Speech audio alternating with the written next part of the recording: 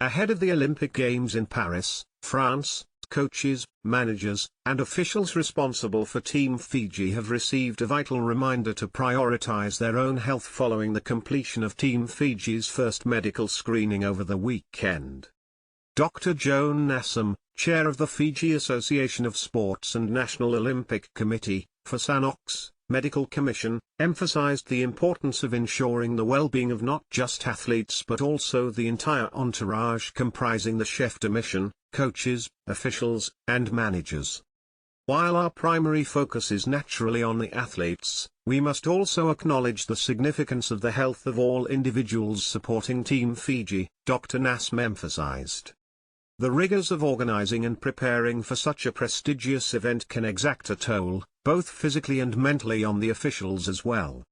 Dr. Nassam said with the Olympic Games getting closer, the risk of injuries could be high, especially with athletes trying to push themselves to make the final teams.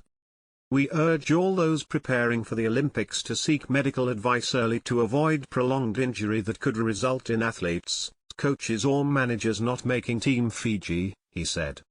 Dr. Nassam said should teams require the services of the medical team, to get in touch with the Team Fiji administrator who will then inform them of how to organize assistance.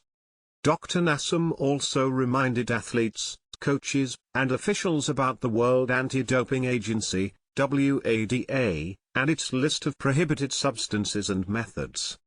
There is no excuse now for anyone who hopes to be a part of Team Fiji, as we have reminded sports about WADA and what can be found online for everyone to see, he said.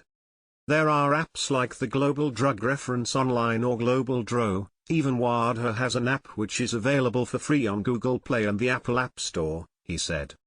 These apps provide athletes and support personnel including coaches and officials with information about the prohibited status of specific medications based on the current World Anti-Doping Agency, WADA, prohibited list.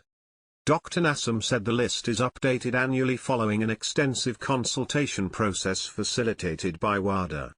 It is important to know about anti-doping rules and regulations now, as athletes can be tested in and out of competition at any time, he said.